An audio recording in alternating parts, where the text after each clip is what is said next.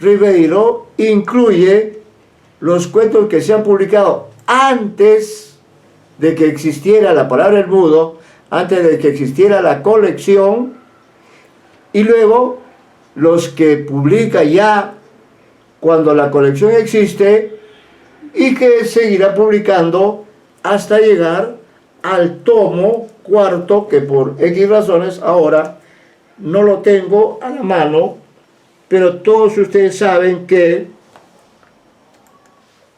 la colección, la palabra El Mudo, acá está, tiene 4 tomos, acá está. Bien, y entonces este cuento, 223, este cuento, voy a dialogar ahora con ustedes porque estoy un poco resfriado y por tanto me cuesta un poco más hablar y hablar que me escuchen, pero este cuento aparece en el tomo 2 de la palabra El Mudo. Dentro de la palabra El Mudo hay 3 colecciones de cuentos que son, ¿lo recuerdan? Ábalos, ¿lo recuerda usted? Profesor, disculpe. Le preguntaba si recuerda qué colecciones están en el tomo 2 de la palabra El Mudo. ¿Lo recuerda, digo? No lo tengo presente. Ya, no se preocupe. Yo voy a decir cuáles son esas 3 colecciones que están en ese volumen. Porque, repito, la palabra El Mudo es el nombre total. El nombre total. Pero dentro, que además se repite en todos los tomos se llaman la palabra El Mudo. Pero en cada tomito, este es el segundo, aparecen 3 libros. Uno que ya se había publicado en forma independiente, como volumen autónomo, y 2 colecciones que aparecen como colecciones por primera vez. El primer libro es 3 historias sublevantes, que seguramente ustedes conocen. 3 historias sublevantes se publicó en 1964, cuando todavía no existía este nombre, esta colección. No existía. Esta colección comenzó a existir en la década del 70, año 73. Por tanto, lo que hizo Ribeiro es también ubicar aquí, y acá tiene usted, no ven muy bien quizá, ¿no? Ahí está la cámara. Sí, la cámara está en medio. Está en medio, ¿no? Sí, bueno, en medio de la computadora. Ahí aparecen, ya usted lo va a consultar en su biblioteca, 3 historias sublevantes. Libro publicado autónomamente en 1964, es decir, 9 años antes que la creación del nombre común, la palabra El Mudo. Luego aparece Los Cautivos, por primera vez como colección. Tiene unos 12 cuentos aproximadamente. Y uno de ellos se llama Los Cautivos. Es decir, el nombre de un cuento, Los Cautivos, es también el nombre del libro, de la colección. Y luego, ¿qué caracteriza a Los Cautivos? Que todos los cuentos, o casi todos, están ambientados en el Viejo Mundo, es decir, en Europa, principalmente, ¿no? Todos ellos están principalmente en Francia, en España, en Bélgica, principalmente. La otra colección se llama El próximo mes me nivelo. También dice, entre paréntesis, 1972. O sea que ahí también ocurre lo mismo. El título de un cuento se convierte en el título del libro. Este libro se caracteriza porque todos los cuentos están ambientados, están escenificados en alguna parte del Perú.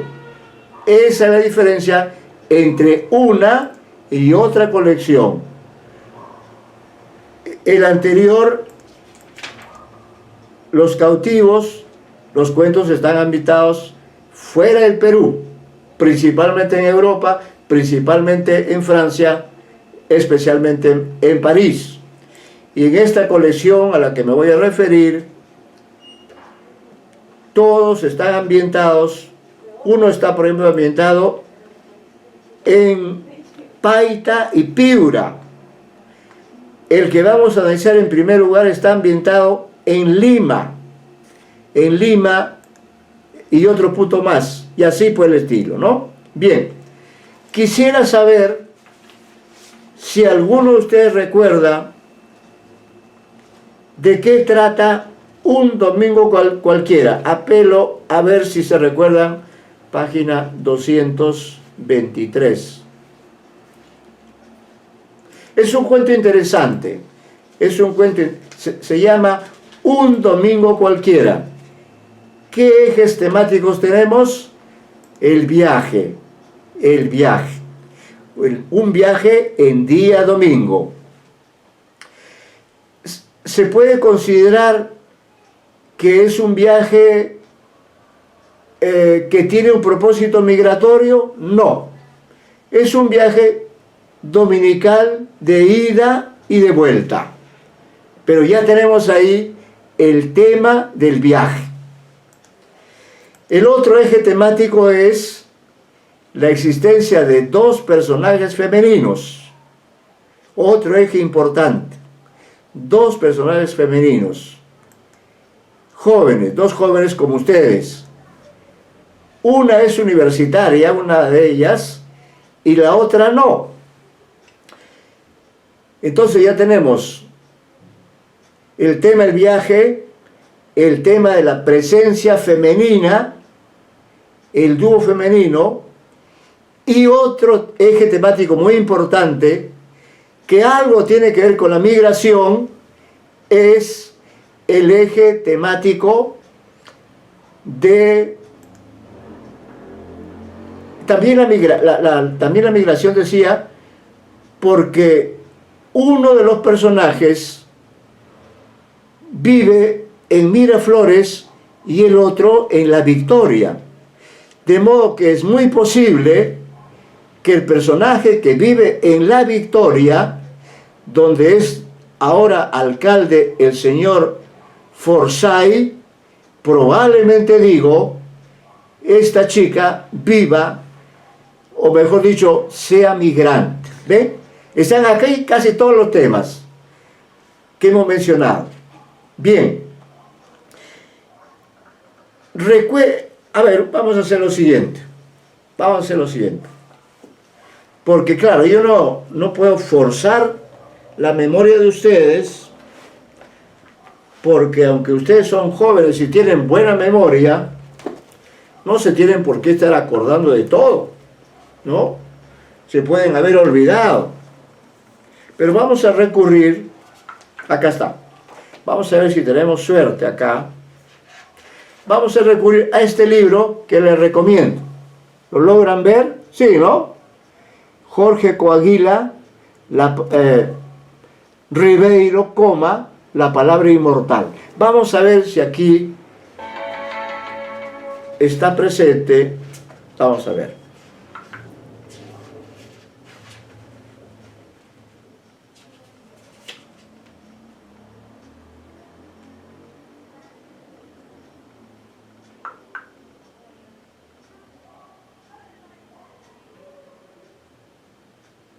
Bueno, este es un libro útil porque ofrece resúmenes, pero hay otro libro, no lo tengo aquí a la mano, no lo voy a ir a buscar ahora, ¿ya? Entonces, miren, vamos entrando en el cuento. El cuento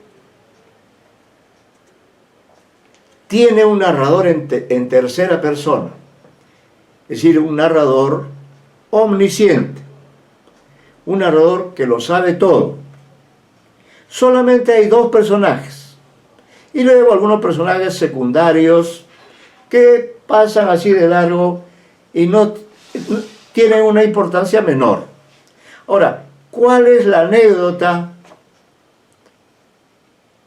de la historia? Del punto de vista semiótico, sabemos que todos los personajes tienen un objeto de valor, un objeto de deseo.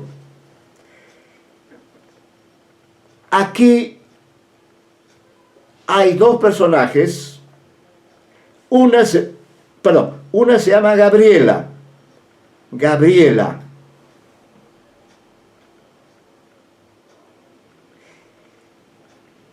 El propio, una es Gabriela y la otra es Nelly.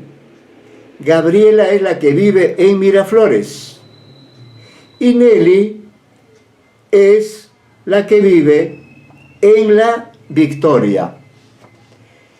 ¿Qué significación tendrá el que una viva en Miraflores y la otra viva en La Victoria? Estamos hablando aproximadamente, vamos a decir, décadas del 50 o del 60. ¿Qué sentido podrá tener el que una viva en Miraflores y la otra en La Victoria? ¿Qué dicen ustedes? Una es Gabriela es miraflorina y Nelly es victoriana. Décadas 50, 60, no más. ¿Qué dirían ustedes? A ver, ustedes que han llevado análisis semiótico, interpretación de textos, crítica literaria, son ustedes lectores, viven en Lima, conocen Lima, no sé dónde vivan, no lo voy a preguntar, no es pertinente, pero viven en diferentes lugares de Lima, o están en el extranjero ahora. ¿Están en Lima ahora? ¿Sí? Bueno, entonces les pido que voy a dar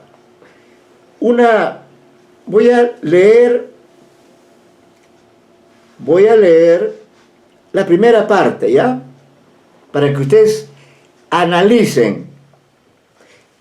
El cuento comienza con un diálogo. Alguien de la casa de Nelly, la casa de Nelly es un departamento, está ubicado en La Victoria, me parece que es el barrio de Matute, y entonces alguien, creo que la mamá de Nelly, dice lo siguiente, dice, ¿no? Creo que alguien te busca, hay un carro en la puerta que toca el claxon, eso dice alguien, dirigiéndose ¿a quién? A Nelly, le dice, creo que alguien te busca, hay un carro en la puerta que toca el claxon. Así comienza el relato, con una frase de un personaje que probablemente sea la madre de Nelly. Entonces ahora el narrador, después de hacernos oír lo que dice Nelly, ahora el personaje usa la técnica del narrador, del que lo sabe todo. Porque ¿cómo sabe él los nombres? Porque es omnisciente. Entonces, a lo que ha dicho alguien, él agrega lo siguiente. Dice, Nelly dejó en la mesa el biberón que daba al menor de sus hermanos y corrió a la ventana. Punto seguido. Un Chevrolet azul estaba detenido frente al edificio de departamentos. Y en su volante se distinguía a una muchacha rubia, cuyo brazo pendía lánguidamente por la ventanilla. Descripción que hace el narrador del Chevrolet y de la muchacha rubia cuyo brazo pendía lánguidamente por la ventanilla. Entonces, ahí recién interviene Nelly. ¿Qué dice Nelly? Lo siguiente, dice, es Gabriela, la hija del señor Guardini. El apellido, tiene que decirles algo. La hija del señor Guardini. La conocí en la fiesta del jueves pasado. ¿Cómo habrá averiguado mi dirección? Voy a leer un poco más. Dice, su mamá echó una rápida mirada a la pequeña sala. Todo estaba en desorden. Los forros gastados de los sillones parecían cantar en la luz matinal una estridente elegía. Habrá que arreglar esto y decir a tus hermanos que no hagan ruido. Voy a buscar una escoba. No, dijo Nelly, no puedo hacerla pasar. Ella vive en Miraflores. Le diré que me espere. Abriendo la ventana, asomó a la calle. ¡Gabriela! Gabriela sacó la cabeza por la ventanilla. Esto es lo que dice Gabriela. He cogido el carro de mi papá. Vamos a dar una vuelta, dice Gabriela. Y contesta Nelly, bajo en 5 minutos. Ahí está. ¿Se dan cuenta? Hay dos personajes, una que es Gabriela, la hija del señor Guardini, que vive en Miraflores y que ha llegado en su Chevrolet azul, ha llegado hasta el edificio donde vive Nelly en compañía de su mamá y de sus hermanos menores. La señora se preocupa del desorden y quiere ordenar, quiere adecentar la casa. Nelly le dice, no la voy a hacer entrar. Ella vive en Miraflores, le diré que me espere. Y entonces abre la ventana y dice, Gabriela. Gabriela sacó la cabeza por la ventanilla y dijo, he cogido el carro de mi papá, vamos a dar una vuelta. Ahí está. ¿Cómo interpretar, diríamos, esta secuencia inicial de este relato? ¿Qué les dice a ustedes que son lectores? Quizá leyeron el relato, quizá ya lo recordaron. ¿Qué podrían señalar? Para la próxima ya les diré qué libro de cuentos tienen que leer. No fue posible hacerlo. La clase anterior terminamos más de las 9. Ahora les voy a pedir que terminemos un poco antes, porque la verdad es que estoy con la garganta. ¿Tendrás por ahí un biótico? No, estoy bastante resfriado, pero seguimos avanzando. Entonces, ¿han leído ese cuento? ¿Lo recuerdan? O si no, ¿qué les dice esta lectura de lo que podríamos decir la secuencia inicial en la que se da ya el motivo de todo el cuento? Pero me gustaría, si es que ustedes pueden hacer ya una lectura semiótica o narratológica o de otro tipo, porque aquí hay una secuencia, aquí ya hay personajes que hablan, aquí hay un narrador que también habla, otro personaje que habla, ¿no? Es decir, ya el narrador está comenzando a construir, gracias, a construir la escena, ¿no? Y ya hemos visto las voces hasta de 3 personajes. ¿Qué les dice esta parte inicial? Y la frase última es la clave. Vamos a dar una vuelta. Y ella dice, bajo en 5 minutos. ¿Qué claves? ¿Cómo interpretar esta secuencia inicial?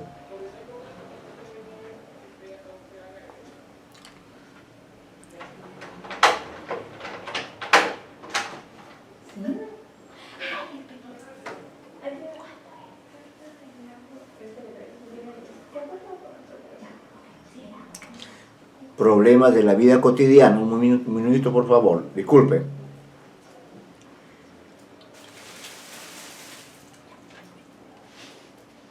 Sigo nomás. Ya. Bueno, seguimos.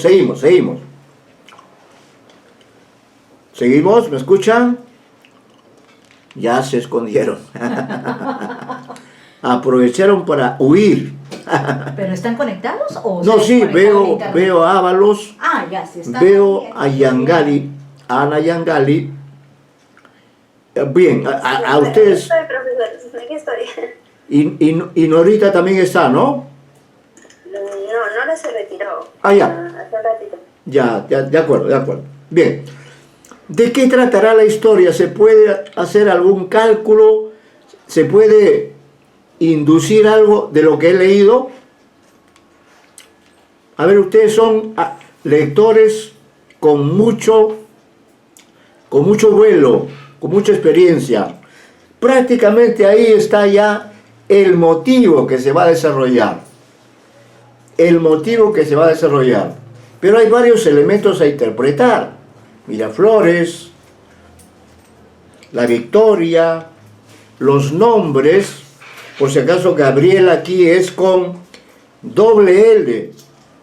Y el apellido de Nelly es Guardini, que vive en un edificio y que se preocupa de que sus hijos vayan a hacer ruido. ¿Correcto? Entonces hay una tensión, ya hay una atmósfera. ¿Cómo interpretar eso? A ver, algunos indicios. Hagan una lectura semiótica, narratológica o de sentido general. ¿Qué dirían ustedes? ¿Qué anuncia, qué sugiere este comienzo? Porque ahí prácticamente, ahí está el motivo dominante y todo lo que viene después no es sino el desarrollo de esta introducción. Aquí hay una situación. ¿Cuál es la situación? Dirían ustedes, estamos en Lima, en esta Lima grande, no hay pandemia en esa época, los barrios están más separados. Gabriela viene del sur, viene de Miraflores, es la hija del señor Guardini, y Nelly vive en un edificio de departamentos. Y su casa es pequeña, está desordenada, y la mamá se preocupa para poder ordenar algo y hacer entrar a Gabriela. Pero Nelly dice, no va a entrar. Y entonces ella la llama por la ventana. Gabriela dice, he cogido el carro de mi papá, vamos a dar una vuelta. Nelly dice, bajo en 5 minutos. Ahí está. En esas dos frases está todo. Ella dice, Gabriela dice, he cogido el carro de mi papá, vamos a dar una vuelta. Nelly contesta, bajo en 5 minutos. Ahí está. ¿Qué dicen ustedes? ¿Cómo interpretar esta introducción? ¿Cuál es el motivo? Al parecer, pues, están saliendo a pasear y con respecto a los distritos, lo de Gabriela, y por ser de Miraflores, quizás evidenciaría tener un poco más de comodidad económica. Y con respecto a Nelly, ¿verdad? Nelly, pues siendo de la Victoria quizás con menos recursos, y la descripción de su casa también evidenciando quizás ¿qué evidencia? Pobreza y también vergüenza por parte de Nelly y también por parte de su madre. Claro. Me parece ello. Así es. Una escena inicial donde se marcan diferencias evidentemente económicas y sociales. Diferencias económicas y sociales, ¿no? Muy bien, gracias, muy buenas observaciones. Ya ir agregando, de eso se trata, ¿no? De dos chicas que van a hacer, como dice Gabriela, van a ir de paseo. Vamos a darnos una vuelta. A veces uno dice así, oye, vamos a darnos una vuelta. Ahora no nos podemos dar una vuelta, porque nos dan vuelta, ¿no? Nos matan. Ábalos, quizá usted quiera agregar algo más. Sí, profesor, ¿se me escucha, disculpe? Sí, yo le escucho perfecto. Bueno, a partir del fragmento que se leyó, lo primero que se establece de forma implícita es una relación jerárquica entre estos dos espacios, ¿no? Estos dos espacios que tienen como representantes cada uno a sus respectivos individuos, pues, ¿no? Por un lado Gabriela y por el otro Nelly. Nelly. Hasta en los nombres, ¿no? Exacto. Ahora bien, a eso se le debería añadir también un elemento bastante simbólico y con una carga bastante importante, que es la del vehículo, ¿no? Me parece que el hecho de que el narrador se detenga a describir precisamente este vehículo, la marca y todo ello, e incluso a quién le pertenece, ¿no? Es para establecer una distancia entre ambos. Estas dos esferas, ¿no? Entre lo que vendría a ser, pues claro, un mundo marginal, un espacio marginal, y en oposición a este espacio marginal, digamos, un espacio oficial que vendría a ser de la Lima Vieja, ¿no? Lo que se conoce como la Lima antes de las olas migratorias. Sin embargo, me resulta bastante curioso el hecho de que sea precisamente esta presencia acomodada, ¿no? Esta presencia miraflorina, quien vaya a buscar a este otro, ¿no? A este otro en su espacio, que incluso es un espacio marginal, es un espacio mundano, ¿no? Y a esto añadirle el hecho de que este otro se permite decirle, espérame 5 minutos, ¿no? O en 5 minutos bajo. Entonces me parece que en ese sentido trata de subvertir un poco esa jerarquía. Jerárquica, esta relación en la que evidentemente uno es un sujeto y el otro está valga la redundancia, autorificado, ¿no? Quizás en ese breve diálogo, ¿no? Se plantearía a posteriori la ruptura de esta jerarquía, o cuando menos su cuestionamiento, ¿no? No sabemos, ¿no? Exacto. Muy bien, muy buenas observaciones en ambos casos, porque además, por ejemplo, su análisis muy exhaustivo, Ábalos, pero el de Ana también, porque Ana ha señalado, por ejemplo, usted también de alguna forma, la vergüenza que siente la señora ante la presencia dominante, jerárquica, diría usted, de Gabriela, porque además el narrador dice, una chica rubia. Ojo, eso para nosotros, contrástelo con alienación. Entonces hay relaciones asimétricas, jerárquicas. Como usted bien dice, y se pregunta, ¿y cómo así una chica que viene de Miraflores, que es rubia, va a visitar a un distrito pobre, marginal? Otro eje, ¿se da cuenta?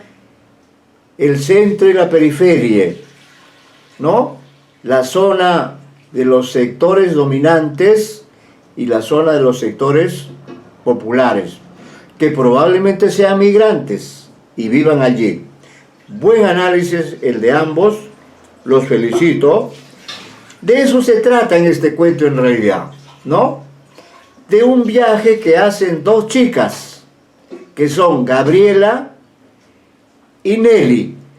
Y un detalle que ustedes han señalado es que Gabriela ha cometido una pequeña travesura, ¿no?